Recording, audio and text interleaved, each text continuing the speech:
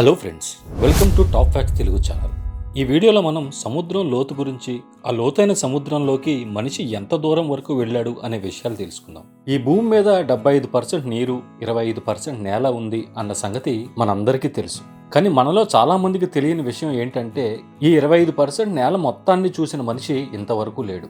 ఒక ఎస్టిమేషన్ ప్రకారం భూమి మీద ఉన్న నేలలో 50% వరకు ఎక్స్ప్లోర్ కూడా చేయలేదు. నిజానికి మనిషి ఎక్స్ప్లోర్ చేయని ఈ నేలలో ఎక్కువగా ఆర్కిటిక్ రీజన్, దట్టమైన అడవులు, ఎత్తైన కొండలు, ఇంకా కొన్ని వందల కిలోమీటర్ల దూరం ఉన్న ఎడార్లు ఉన్నాయి. ఇలాంటి ప్రదేశాలకు మనిషి వెళ్ళడం సాధ్యం కాదు అని అంటారు అందరూ. ఏది ఏమైనా ఈ ప్రాంతాల్లో ఏముంది అనే సంగతి మనకు తెలుసు. అయితే భూమి మీద 75% ఉన్న నీళ్లలో ఏముంది అనే సంగతి మాత్రం చాలా మటుకు తెలియదు. ఈ సముద్రంలో ఏముంది అనే సంగతి మనిషికి 5% మాత్రమే తెలుసు. సముద్రంలో ఏముంది అన్న సంగతి పక్కన పెడితే అసలు ఈ సముద్రం ఎంత లోతుంది? ఆ అడుగున చేపలు కాకుండా ఎలాంటి జీవాలు ఉంటాయి? సముద్రం యొక్క చిట్ట చివరి పాయింట్ రహస్యాలు ఇప్పటిదాకా ఎవరికీ తెలియదు. మనిషి సముద్రం ఎంత లోతు ఉంటుంది అని ఇమాజిన్ కూడా చేయలేడు. మరి సముద్రం యొక్క లోతుని దాని సర్ఫేస్ నుండి తెలుసుకోవటం మొదలు పెడతాం. సముద్రం యొక్క ఉపరితలం నుండి 40 మీటర్ల వరకు ఉన్న ఏరియా వరకు వెళ్ళటానికి స్కూబా డ్రైవర్స్కి పర్మిషన్ ఉంటుంది. ఆ తర్వాత 90 మీటర్ల లోతు ఫేమస్ బ్రిటన్ షిప్ లుసిటాని దొరికింది. ఇది 1950లో మునిగిపోయింది.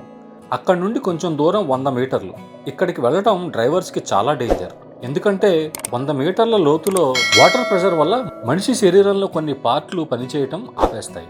అయినా సరే హార్బర్ట్ నిస్ట్ అనే ఒక ఆస్ట్రేలియన్ 214 మీటర్ల లోతు వరకు డైవ్ చేసి వరల్డ్ రికార్డ్ సాధించాడు.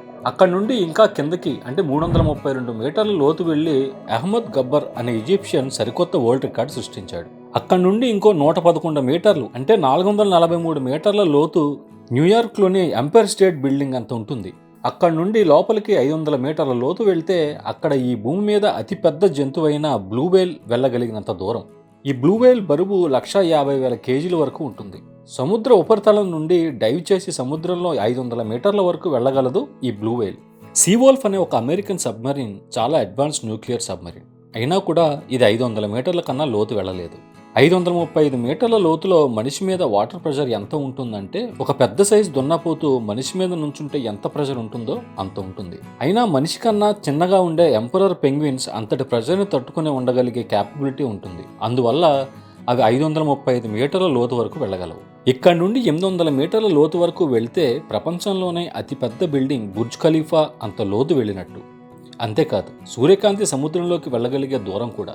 1000 మీటర్ల లోతు వెళ్తే దాన్ని స్కేరీ జోన్ అని అంటారు. ఇక్కడ సూర్యకాంతి రాలేదు కావున అంతా చీకటిగా ఉంటుంది.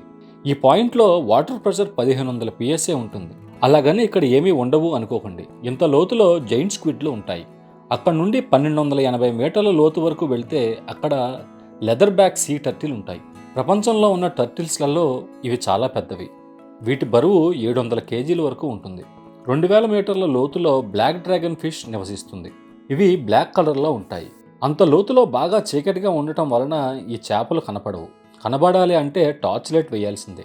కానీ వాటి కళ్ళు చాలా పవర్ఫుల్గా పనిచేయటం వలన అంతటి చీకట్లో కూడా బాగా చూడగలవు.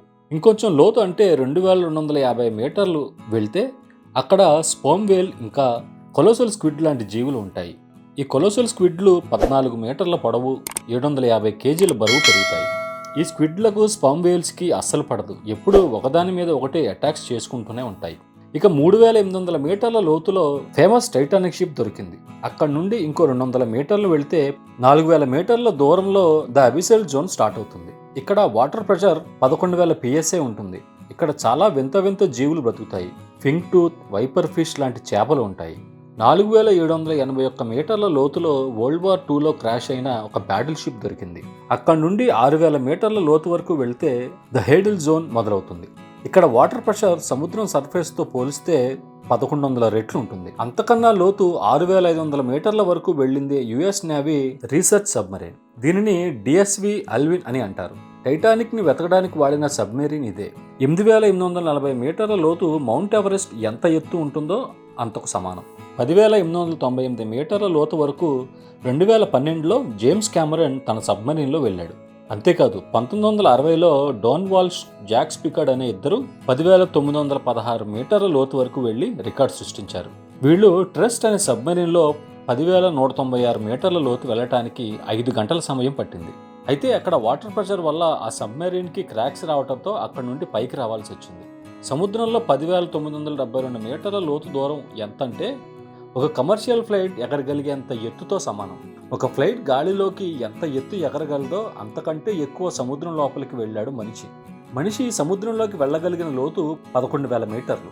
సముద్రంలోని ఈ పాయింట్ వరకు ఫార్మర్ నేవల్ ఆఫీసర్ విక్టర్ వెస్కోవో అనే వ్యక్తి వెళ్ళాడు. విక్టర్ ఇక్కడికి డీప్ సీ సబ్మెర్సిబుల్ లిమిటింగ్ ఫ్యాక్టర్లో ఒక్కడే వెళ్ళాడు. సముద్రంలోని ఈ పాయింట్ని ఛాలెంజర్ డీప్ అని అంటారు. ఇది గువామ్ ఐలాండ్కి 300 కిలోమీటర్ల దూరంలో ఉంది. మనిషి 11,000 మీటర్లు అంటే 35,000 అడుగుల లోతుకి వెళ్ళినా కూడా రీసెర్చర్స్ చెప్పిన దాని ప్రకారం ఇది ఓషన్ యొక్క డీపెస్ట్ పాయింట్ కాదు. ఇది కేవలం మనిషి వెళ్ళగలిగిన పాయింట్ మాత్రమే.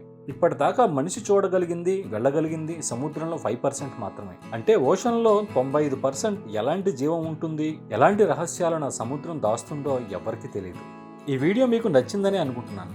నచ్చితే వీడియోని లైక్ చేసి షేర్ చేసి ఈ ఛానల్ని సపోర్ట్ చేయండి. Thanks for watching.